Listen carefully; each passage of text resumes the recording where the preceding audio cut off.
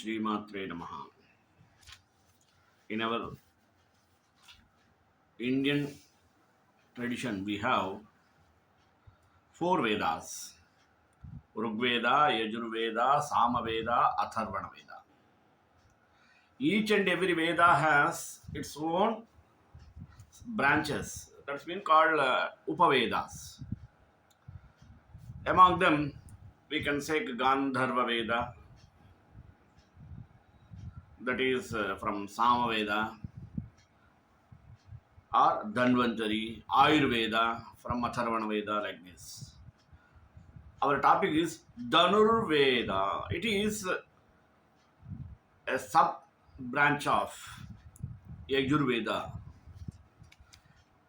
In Shukra Niti, it is said that Dhanurveda is a branch of Yajurveda. Why Dhanurveda is considered one of the Upaveda? Even in mythological period, Vedic period, or Itihasas, there is a silver lining regarding Upaveda called Dhanurveda. Dhanurveda was mostly emphasized during those periods. When we come across the period of Itihasa, Ramayana, Mahabharata, we can proudly say Dhanurveda played an important and the most relevant role to get victory over dharma from adharma. Dhanurveda, it is a kind of Shastra like. We can say Dhanur mean bow, Veda mean knowledge of the bow. There are two kinds of archery. We can say Dhanurveda means a science of archery. There are two types: Shastra Vidya, Astra Vidya. Shastras mean the arrows directly used towards the enemies. Astra mean taking an arrow and chanting a mantra and discharging towards enemy. There are difference between Shastra and Astra. Even Agni Purana also described very much about the Upaveda called Dhanurveda. Because we can say it is called Vedic archery. Nowhere we can see Dhanurveda would be complete without the study of archery, science of archery. It is turned in various ways. In all the ages, we can find the importance of Dhanurveda, how it was used in those periods. Gradually, Dhanurveda converted into various arts like martial arts, etc. From the time of Vedic period, Indus Valley civilization, Mughals entering into India, even Britishers rule, even after independence.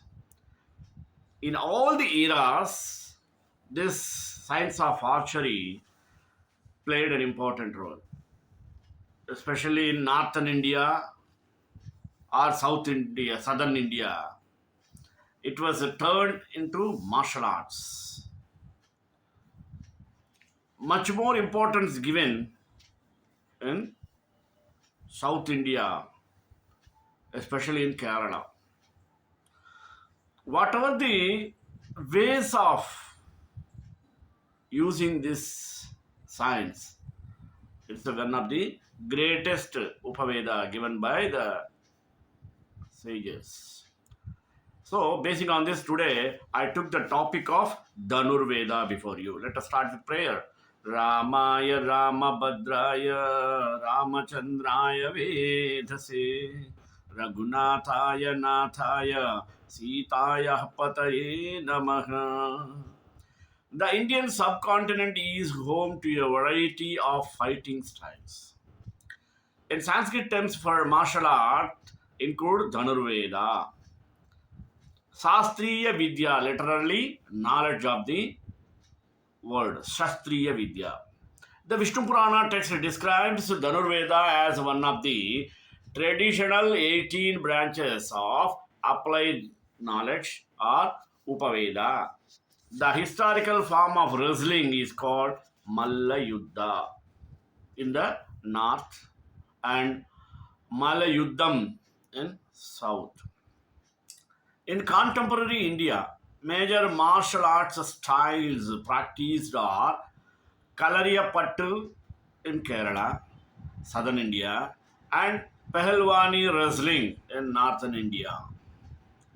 Notable regional styles include Tang Ta from Manipur and Galka from Punjab region. Indian epics contain accounts of combat describing warriors such as Bhima. The Mahabharata describes a prolonged battle between Arjuna and Karna using bows, swords, trees, rocks, and fists.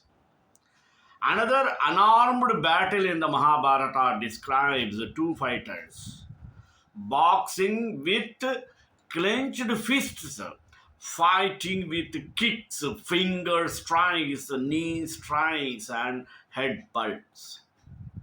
In the 3rd century, elements from the Yoga Sutras of Patanjali, as well as finger movements in the Nata dances, were incorporated into martial arts. The word Kalari appears in the Puram and Agam to describe both a battlefield and combat arena. The word Kalaripattu denoted the martial feat, while Kalarikori meant a coward in a war. Kalarikori. Each warrior in the Sangam era received regular military training in target practice and horse riding. They were specialized in one or more of the important weapons of the period, including the veil, mean lance or spear, wall, means sword, kahadam, kadaham, means shield, and villambu, bow and arrow. The combat techniques of the Sangam period were the earliest precursors to Kalariyapattu. The word Kalari is mentioned in Sangam literature from the 2nd century BC. The Akkanuru and Purananuru describes the martial arts of ancient Tamilakam, including forms of one-to-one combat and the use of spears, swords, shields, bows, and silambam. The word Kalari appears in the Puram and Agam to describe both a battlefield and combat arena. References to Silappadikaram in Sangam literature date back to the 2nd century. This referred to Shilambam staff, which was in great demand with foreign visitors. Then we can come for classical period. 17th century, a mural of Balarama in a South Indian temple. Martial arts are often associated with avatars in the Puranas. Like other branches of Sanskrit literature, treatises on martial arts become more systematic in the course of the first millennium AD.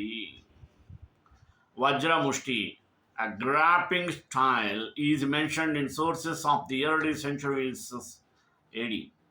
Indian military accounts of the Gupta Empire identified over 130 different classes of weapons. The Kama Sutra written by Vatsyayana enjoined women to regularly practice with the sword, single stick, quarter staff, and bow and arrow. Around this time, Tantric philosophers developed important metaphysical concepts such as Kundalini, Chakra, and also Mantra. Martial arts were not exclusive to the Kshatriya caste, though the warrior class used them more extensively. The 8th century text Kuvalaya Mala by Udyotanasuri recorded fighting techniques being taught by Ghatika and Saladi educational institutions where non-Kshatriya students from throughout the subcontinent, particularly from South India, Rajasthan, and Bengal, were learning and practicing archery, fighting with sword and shield, with daggers, sticks, lances, and with fists and duels, mean niyuddham. We can find out about it in Agni Purana. The earliest extant manual of Dhanurveda is in the Agni Purana.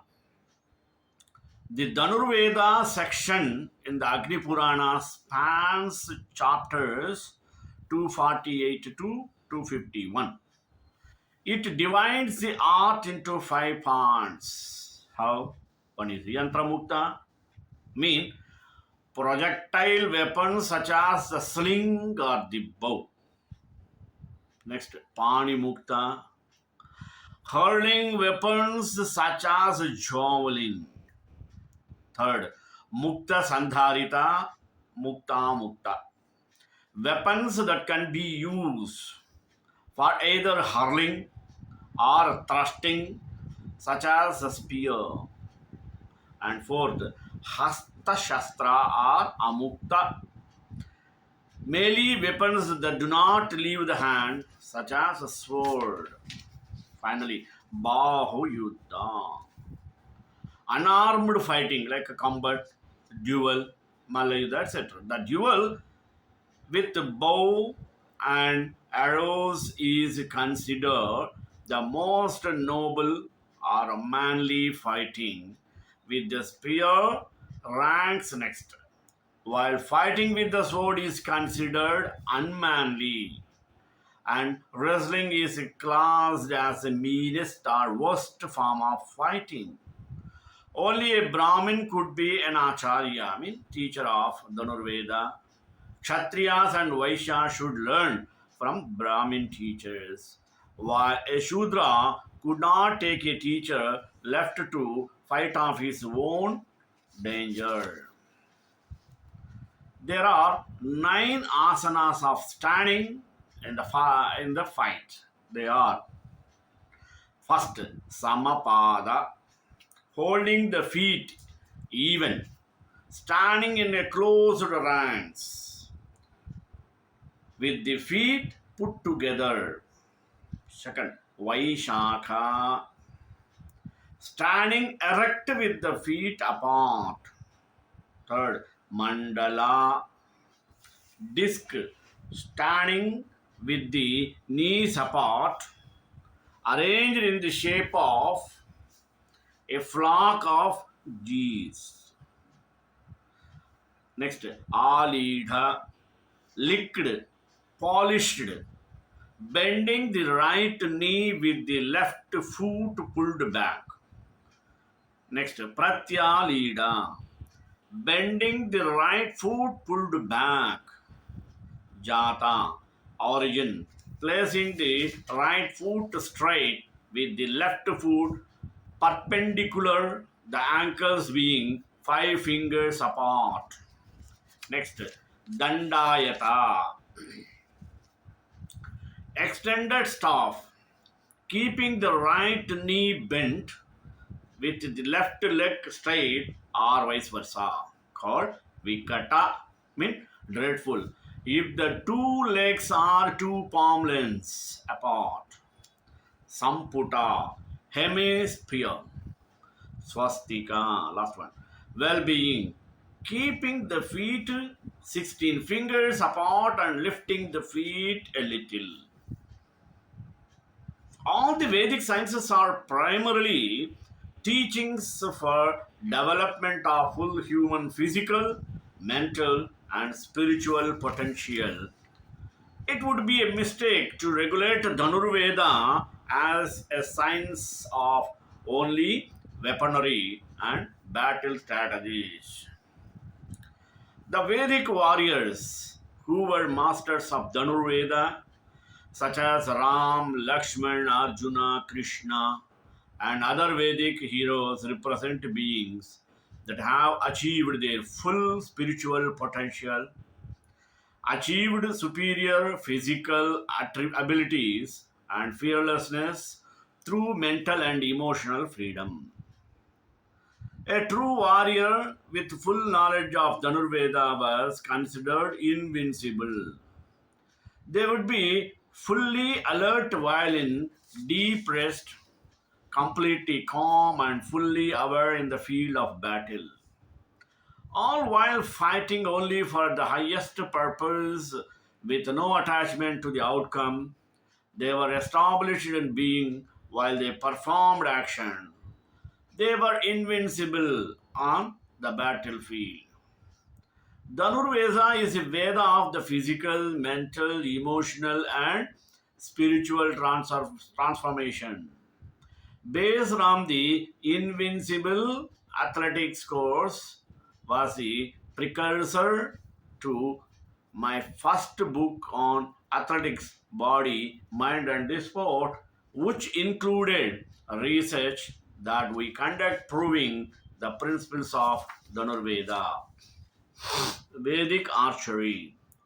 No study of Dhanurveda would be the complete without the study of the bow or archery.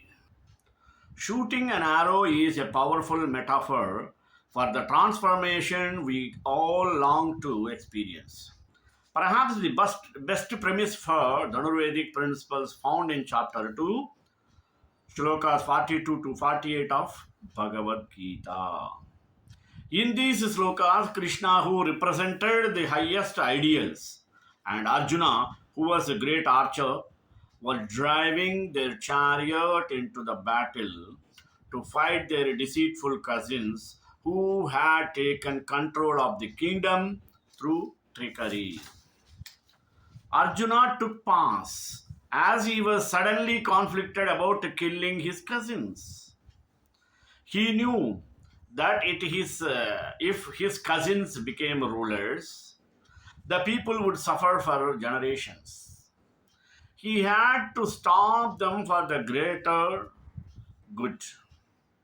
But to do so, he was being asked to go into battle and kill his family, the cousins he grew up playing with. Conflicted Arjuna asked Krishna for advice. Krishna simply said, Yogastha kuru karmani sangam tyaktva dhananjaya, which means first establish being in yourself and then, only then, perform action. Oh Dhananjaya, oh Arjuna, what this meant was that before we take any action, it cannot be from the mind in the world of right or wrong, emotion or judgment. We must act from that place of being deep silence and knowing where there is no, this or that, no, should or should not. Once he was able to remove his mind and emotions and establish himself in being, he was able to act and perform the action without attachment. His action ultimately brought balance back to the kingdom. Let us be the bow. The bow, from the perspective of Dhanurveda, offers us a great tool to experience the being or silence that precedes a truth or a transformational action. The bow became the source and the course for mastering Dhanurveda. The power of the bow spread throughout Asia as martial arts, such as Japanese Kudo. When you fully draw a bow back in an attempt to shoot an arrow, you must bring the bow and the arrow back fully. You must hold the establish that arrow and bow string into a state of absolute stillness or silence. The slightest movement of the bow string will create an expansionally distorted flight to the arrow.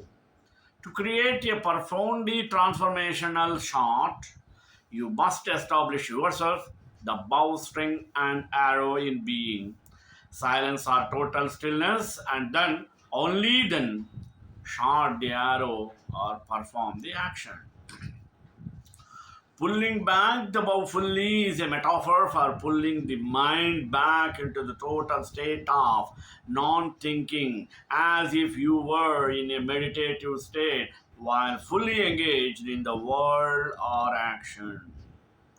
Holding the bowstring and arrow in a state of stillness requires mastery of the mind to avert distraction from the outside world, the target, or as the Gita mentioned above. Krishna also commanded Arjuna to not be attached to the fruit of his action. He must be completely still, astutely aware, and stepped in the process of his actions.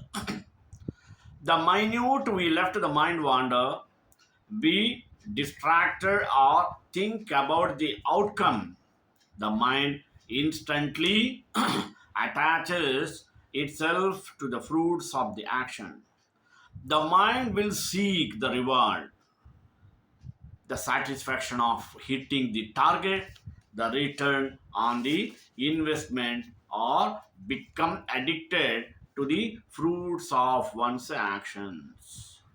Soon, the mind seeks a domain, rich reward, chemistry to be the result of all actions. In time, all action is based on an expectation of some reward, return on investment of fruits.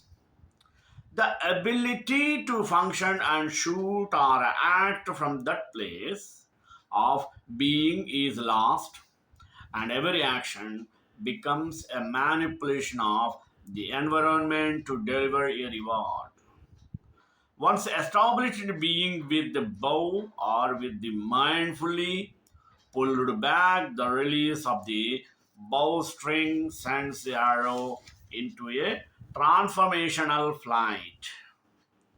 The arrow, the thought, the action released from the state of mindlessness is free of attachment. It is free of judgment. It flies without a concern of what people think. It requires no approval or attention from others.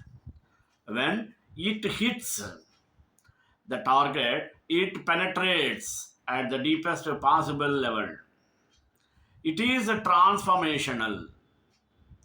According to the Maharshi Vaishampayana's book, Dhanurveda is the initial spokesperson of Brahma, who preached the 1 lakh chapters of Dhanurveda to Maharaja Prithu, which was shortened by Ridra to 50,000, Indra by 12,000, Prakritas by 6,000, and Jupiter by 3,000. Shukracharya also shortened it to form a 1,000 chapter Sukraniti. Bharadwaja Muni 700, Gaura Shira 500, Vedavyasa 300. Finally, Vaishnavan also gave a discourse on the 8 chapter scripture. Martial art is integral to human civilization.